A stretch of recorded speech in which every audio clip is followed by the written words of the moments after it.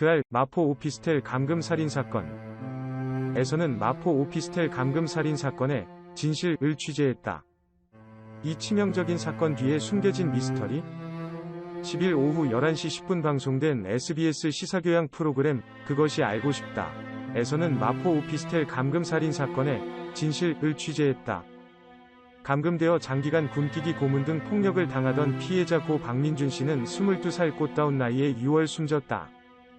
고 박민준 씨와 함께 살던 가해자 두 사람을 주변 사람들은 똑똑히 기억한다고 전했다. 맨날 똑같은 옷 입고 다니는 것 같고 반팔티, 쌀쌀할 때도 따뜻하게 입는 걸 못 봤어요. 다른 친구들 걔들은 겨울에 요즘 유행하는 패딩, 따뜻한 패딩 입고 다녔죠. 라고 영등포 건물 관리인은 증언한다. 근처 수리업자 또한 친근하게 한다기보다는 고 박민준 씨 괴롭히는 것 같았어요. 라고 제보해왔다. 세상을 떠들썩하게 만든 범인의 정체를 알고 충격에 빠진 건 범인, 가해자들의 동기들도 있었다. 피의자 안오오의 대학 동기는 그 친구가 그 친구일 줄은 정말 몰랐어요. 라고 말한다. 동기들과의 약속 자리에 피의자 안오오 씨가 데리고 나온 사람이 바로 고 박민준 씨였다고 한다. 그런데 당시 고 박민준 씨가 압손을 하고 굉장히 주눅 들어 있었다고 한다. 상하 관계가 약간 좀 있어 보이긴 했어요. 그러니까 수평적 관계는 아니었어요. 라고 안오오 씨의 동기들은 전한다. 친구라는 이름으로 누구도 모르게 고 박민준 씨에게 끔찍한 범죄를 저지르고 있었던 피의자 안오오와 김오오. 비극은 20cm 두께의 현관문 안에 머물러 있었다. 고 박민준 씨는 계속해서 이어진 고문과 폭력 행위로 영양실조와 면역력 악화로 인한 폐렴으로 사망했다. 고 박민준 씨의 고등학교 동창인 김오오가 김오오의 친구인 안오오. 이들은 서울에서 함께 자취를 했던 것으로 확인된다. 이런 상황에서 고 박민준 씨는 어떤 이유로 이 두 사람과 함께 살게 됐고 왜 죽음을 맞아야 했을까? 여전히 위문투성이인 복잡한 상황. 김 씨와 안 씨가 함께 살기 시작한 지난해로 그알 제작진은 시간을 잠시 되돌려본다. 때론 유심히 봐야 보이는 것들이 있다. 지난해 12월 4일 서초구에서 편의점을 운영하던 최 사장은 수상한 점을 알아챘다. 저번에 보니까 재고를 정리하다 누가 콜라를 조금 먹고 다시 잠궈놓고서 넣은 거예요. 라고 최 사장은 전한다. 그는 CCTV를 통해 범인의 얼굴을 확인했다. 그런데 같은 날 또다시 편의점을 찾아와 음료수를 훔쳐먹은 범인. 기막힌 상황에 범인의 행색을 찬찬히 다시 살피던 최 사장의 눈에 보인 건 폭력의 흔적이었다 한다. 애가 얼굴에 멍도 있고 그래서 밥은 먹었냐? 하니까 안 먹었다고. 가정폭력 받나보다 해서 경찰에 전화를 했었죠.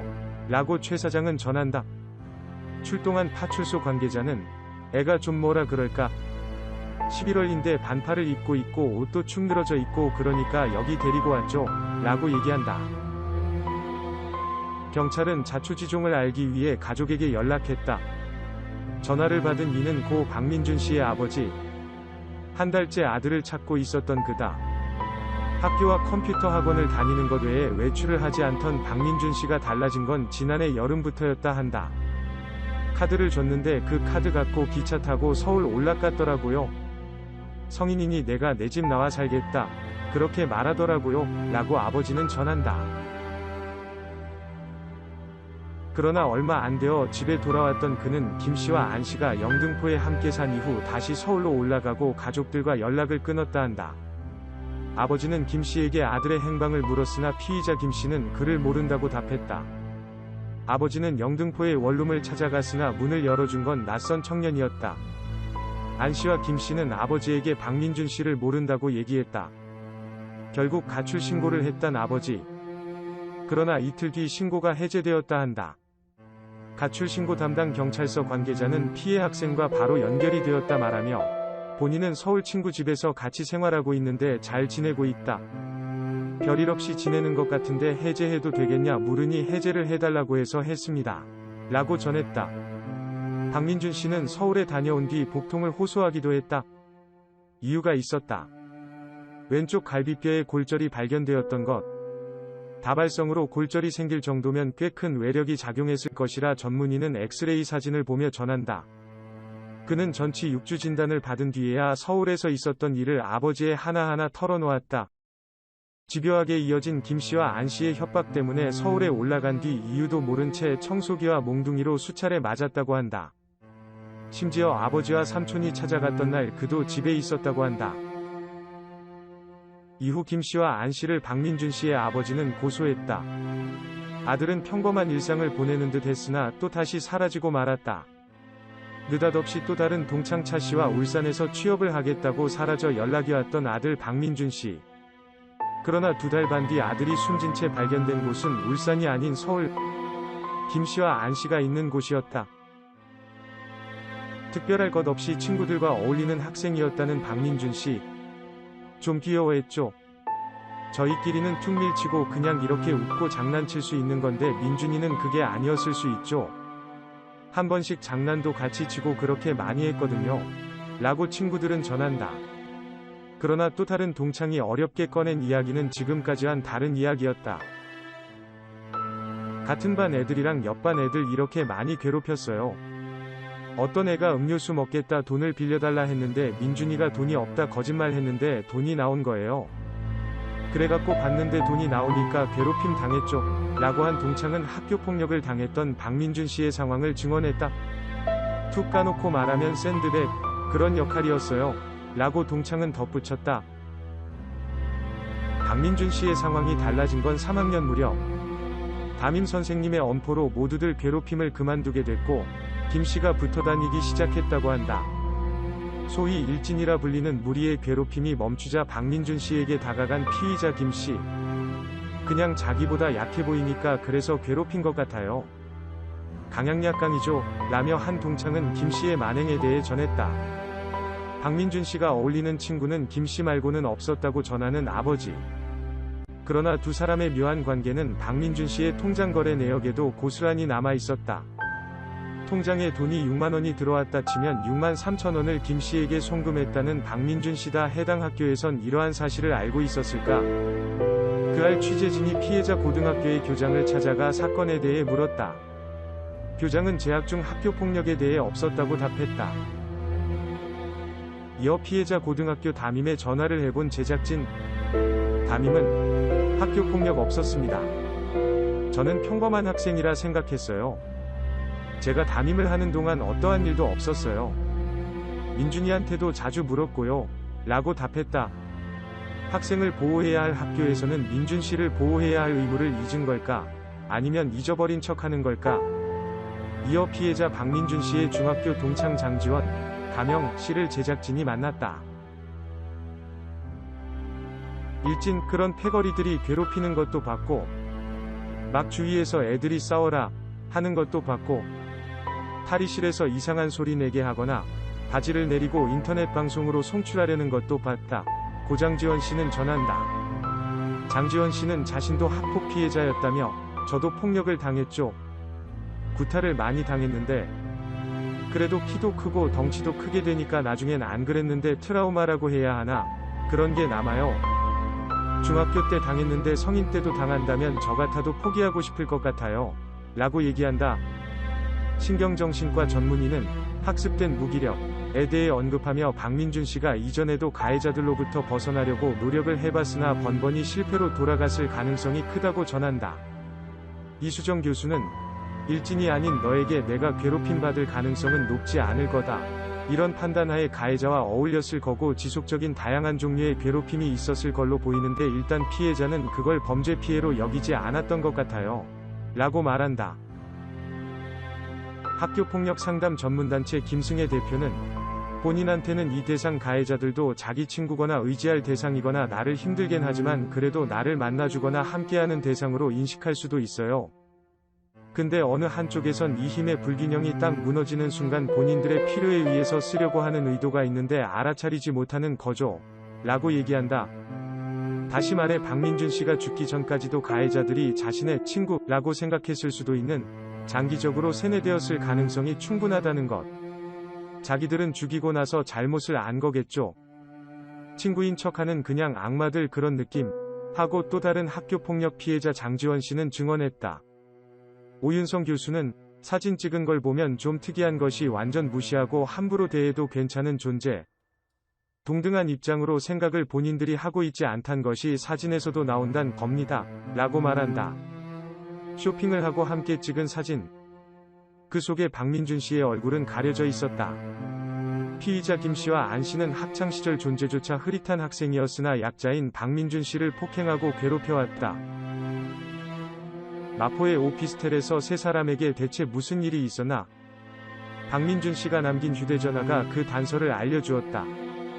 2021년 4월 26일 한 통신사에 들렀다는 세 사람. 관계자는 그때 좀 이상했어요. 한 분이 머리부터 3에서 4일 못 감은 채로 왔고 세 분이 친구라 하는데 두 사람은 멀쩡했던 거죠. 누가 봐도 조금 이게 친구가 맞을까 하는 생각이 들었어요. 라고 말한다. 본인 확인을 하기 위해 신분증을 받았고 조회 결과 휴대전화가 하나 이미 더 개통되어 있었다 한다. 새 휴대전화를 만들러 온 이는 김 씨와 안 씨. 영의자는 박민준이었다. 통신사 대리점 관계자는 요즘 휴대전화 없는 분들이 없잖아요. 이런 것 때문에 저희가 기억하는데 박민준 씨가 3개인가 개통을 하셨을 거예요. 라고 그 알 측에 전화로 증언했다. 아들에게 또다시 문제가 생긴 걸 알게 된 아버지. 문제를 알 수 있었던 건 바로 거래 내역과 일주일에 100만 원에 가까운 소액 결제 내역 때문이었다. 박민준 씨가 휴대전화 소액 결제를 이용하기 시작한 건 지난해 여름. 9월에 사용한 소액 결제 비용은 95만 원. 박민준 씨가 가출 신고를 했던 10월에 쓴 금액은 46만 원. 편의점 무전 취식을 한 뒤 내려갔던 11월 4일 동안만 40만 원이 넘게 소액 결제를 썼던 박민준 씨. 대부분 배달 음식이었지만 몇 가지 특이한 항목이 있었다. 터틀넥 등 갖가지 위류, 제모기 등이 그것이다. 영등포 원룸 근처 상인들과 건물 관리인, 관계자들의 이야기에 의하면 박민준 씨는 추운 겨울에도 반팔티만 입고 있었다.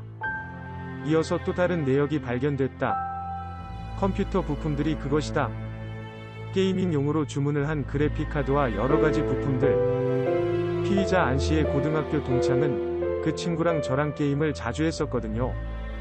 룸메이트랑 나눠서 정해진 시간에만 할 수 있다고 했었어요. 라고 전한다. 올해 4월 박민준 씨의 소액 결제는 또다시 100만 원이 된다. 이 피해자의 소액 결제 휴대전화 내역 보면 월별 최대액을 사용해요. 이걸 보면 피해자는 가해자들이 있을 때만 소액 결제를 사용한다. 결국 이 피해자의 휴대전화 소액 결제 내역은 가해자들에게 사용되었다고 볼 수 있을 것 같아요. 라고 변호사는 전한다. 피해자와 가해자들이 다시 만난 2021년 4월경부턴 이전이 소비 패턴과 굉장히 다른 점을 볼 수 있습니다. 우선 횟수가 급격히 줄고 소비 품목이 달라집니다. 라며 양승철 변호사는 말했다. 아예 목적이 하나인 거죠. 돈, 현금화. 피해자를 늘 데리고 다니면서 간접적으로 소액 결제를 하게 할 필요성을 못 느끼고 한 번에 현금화될 수 있는 상품권을 구입함으로써 현금화하고 본인들은 그걸 갖고 다니면서 쓸 수 있는 방법을 찾아낸 걸로 보입니다. 라고 양승철 변호사는 덧붙였다. 그러니까 그 이후 배달음식이라도 나눠 먹을 수 있었던 박민준 씨가 그 기회마저 강탈당했을 확률이 높다는 것. 이어 4월부터 낯선 번호가 박민준 씨의 통화 내역에 등장한다. 이들은 누구일까? 제작진이 직접 통화를 걸어보자 전화를 받는 이가 대부업체 소속인 것이 밝혀진다. 37만원, 28만원, 40만원, 100만원 등의 금액을 대출받고 200만원 등을 더 대출받으려 했던 피의자들. 박민준 씨가 여러 대의 휴대전화를 개통한 데에 대해 양승철 변호사는 개통이 쉬우니 휴대전화를 개통하고 그 휴대전화를 담보로 돈을 받습니다. 불법적 대출로 이용된 휴대전화는 정상적으로 이용되기 어렵죠. 대포폰 주된 활용 경로가 보이스피싱이 대표적이죠. 라고 전한다. 제작진이 안 씨의 변호사를 찾았다. 피의자 안오호 박준섭 변호인은 더 일도 하게 하고 돈을 마련하는 게 주된 목적이었던 것 같아요. 그렇게 진술하고 있고요. 라고 전했다. 처음부터 박민준 씨를 서울에 오게 한 목적은 오로지 돈이었단 것. 그럼 친구를 고문하고 결박하고 굶기고 폭행했던 이유는 무엇일까? 생활비는 자기네 부모님한테서 다 오고 자기가 또 일해서 아르바이트를 해야 하는 과정에서 피해자에게 화를 내게 되고 폭력적이 된 요소가 있고 여러 폭행의 과정이 길어지며 가혹한 행동들을 하며 죄책감이나 여러 사정들이 무뎌진 요소도 있어 보인다. 고한 씨의 변호인은 얘기했다. 그런데 그동안 수사는 어떻게 진행되고 있었을까? 고소인이 피의자와의 대질 조사를 거부하며 고소 취소하였다 라고 적혀있는 서류. 박민준 씨가 연락을 해 고소를 취하했단 것이다. 영등포 경찰서 관계자는 과장님, 지금 담당자나 팀장님도 감찰 대상이 되어서 지금 말씀을 못 드린다 고 제작진에 답했다.